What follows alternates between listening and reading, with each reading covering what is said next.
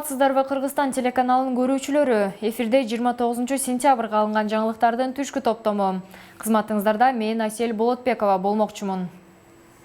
Өлкө башчы Сочиге иш сапары менен барды. Путин кыргыз жетекчилигинин өлкө ичиндеги саясий аракеттерин колдой тургандыгын билдирди.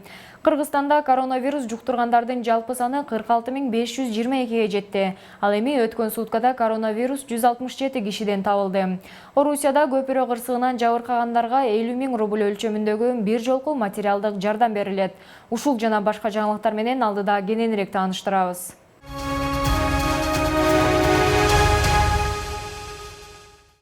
Өлкө башчы Сооронбай Жээнбековдун Сочидеги иш сапарынын алкагында Орусия президенти Кыргызстан менен Орусиянын кызматташтыгы туура багытта ишенимдүү уланып баратат деген оюн билдирди. Орусиянын жетекчисинин басма сөз кызматынын маалыматына караганда, өлкө башчылары стратегиялык өнөктөштүктүн актуалдуу маселелерин, анын ичинде соода-экономикалык мамилелерди талкуулашты. Ошону менен катар Путин кыргыз жетекчилигинин өлкө ичиндеги саясий аракеттерин колдой тургандыгын билдирип, биз өз кезегибизде Кыргызстанды өнүктүрүү боюнча ири максаттарыңарды ишке ашырууда колдоо үчүн бардык аракетибизди көрөбүз деди.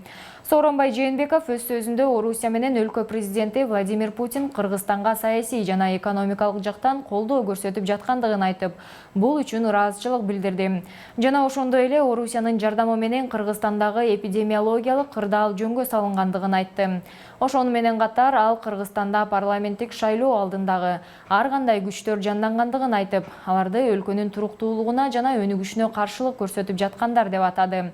Жээнбековдун 28-сентябрда Сочиде кыска убакыт гана болору айтылган. Анткени ушул эле күнү анын Венгриядагы 2 күндүк расмий сапары башталып жатат.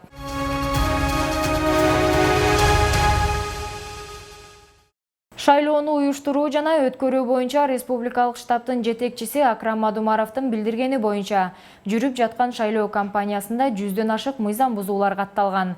Анын айтымында катталган 104 факты боюнча соттук өндүрүш жүрүп жатат. Анын ичинен 64 кылмыш, 40 жорук деп бааланууда. Жетекчи кошумчалагандай, ыкчам кызматтар кырдаалды тыкыр көзөмөлдөп турат.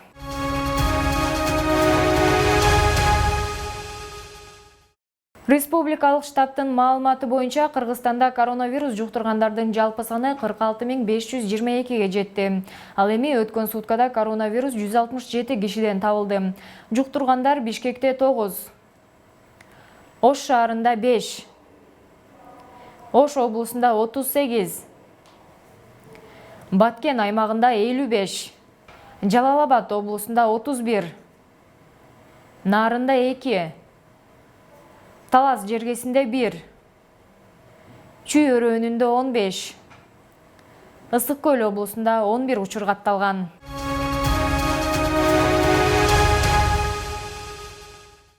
Кыргызстандын Орусиядагы элчилигинин басма сөз кызматынын маалыматы боюнча, Москва облусунун Ступин районундагы көпүрө кырсыгынан жабыркаган 51 кыргызстандыктын баарысына медициналык жардам көрсөтүлдү. Өзгөчө оор жаракат алгандар санитардык авиация тарабынан ооруканаларга жеткирилген. Кырсыктан жабыркаган 29 жаран аймактык ооруканаларга жаткырылды. Айрым жабырлануучуларга операция жасалып, абалдары туруктуу деп бааланууда. Текшерүү иш-чараларынын натыйжасында Орусиянын кылмыш жаза кодексинин 143 беренесине каралган кылмыш белгилери боюнча кылмыш иши козголгон. Кыргызстандын Орусиядагы элчилиги FM Logistic компаниясынын жетекчилиги менен сүйлөшүү жүргүздү. Анын жыйынтыгында компания бардык жабыр тарткандардын саламаттыгын калыбына келтирүү кошо алганда керектүү медициналык жардамды көрсөтүүгө милдеттенет. Ошол күнү жумушта болгон 160 кызматкердин баарына 50.000 рубль өлчөмүндөгү бир жолку материалдык жардам берилет. Жана ошондой эле оор жаракат алган Кыргызстандын бардык жарандарынын туугандары үчүн Кыргызстандан Москвага учуу жолу киресин төлөө милдеттендирилет. Тиешелүү кепилдик каты компаниядан алынды.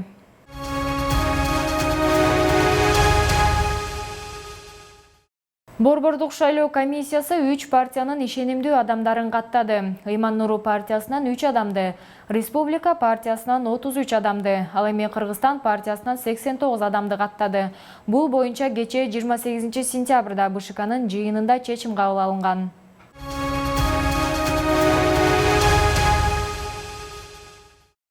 Биримдик партиясынын лидери Марат Аманкуловдун Орусиянын мамлекеттик думасынын депутаттары менен жолукканда айткан сөзү үчүн улуттук коопсуздук боюнча мамлекеттик комитетке жана башкы прокуратурага арыз жазылып, тиешелүү чара көрүү талап кылынган.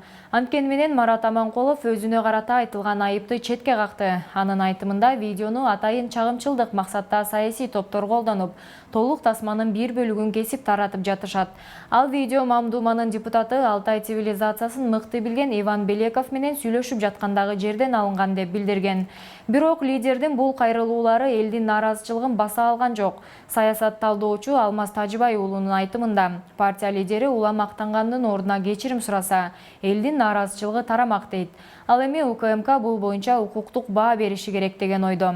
Саясатчынын бул кадамын тарыхчы, коомдук ишмер Кыяс Молдокасымов кескин сындап, бул аракетти наадандыкка теңеди. Ал мындай көрүнүштүн болушун өлкөдө саясий маданияттуулуктун жоктугу менен байланыштырат. Ал эми БШКнын мүчөсү юрист Кайрат Осмоналиев бул окуя Аманкуловдун жана партиянын атына доо кетирди деп эсептейт. Бул шайлоо алдында саясий топтун электоратын азайышы алар үчүн эң чоң жаза. Бирок атайын органдар иштин изине түшүп, мыйзамдык баа бериши керектигин белгиледи.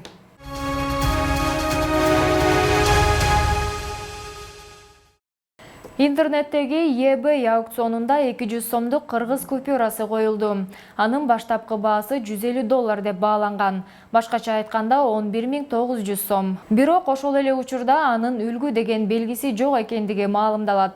Улуттук банктын билдиришинче, катар номерлери 7-0дөн турган банкноттор демонстрациялык болуп саналат жана төлөө каражаттары катары эсептелбейт.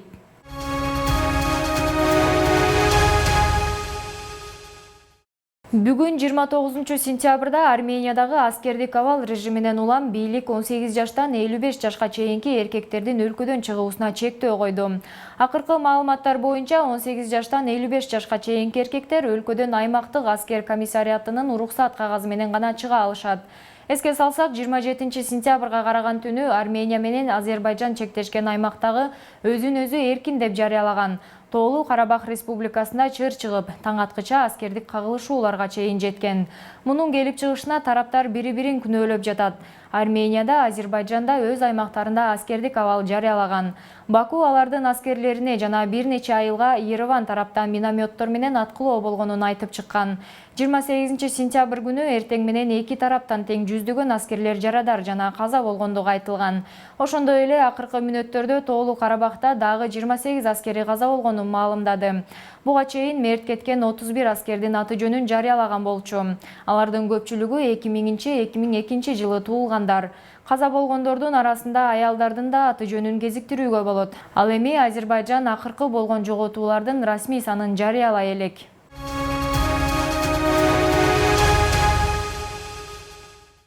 Парагвайдын Олимпия клубунун президенти Марко Тровато өмүрүнүн аягына чейин футболдон жана футболдук ишмердүүлүк жүргүзүүдөн четтетилди.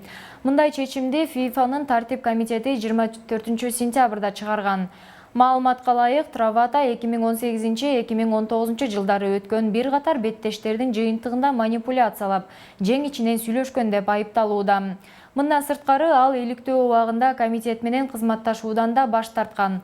Троватога өмүр бою футболдон четтетилген жазадан сырткары 100 000 швейцар өлчөмүндөгү айып салынган. Белгилей кетсек, Асунсьондук Олимпия Парагвайда эң абройлуу клуб деп саналат. Команда 44 ирет өлкө чемпионатын уткан, 3 ирет Либертадарес кубогун жеңип алган. Акыркы 4 чемпиондук титулду Олимпия Марко Тровато жетекчилик кылган тушта. Дал ошол 2018-2019 жылдары алып, жазгы жана күзгү чемпионаттарды удаасы менен уткан. Ушуну менен түшкө алынган жаңылыктар соңуна чыкты. Кийинки эфир аркылуу жолугушканча сак саламатта туруңуздар.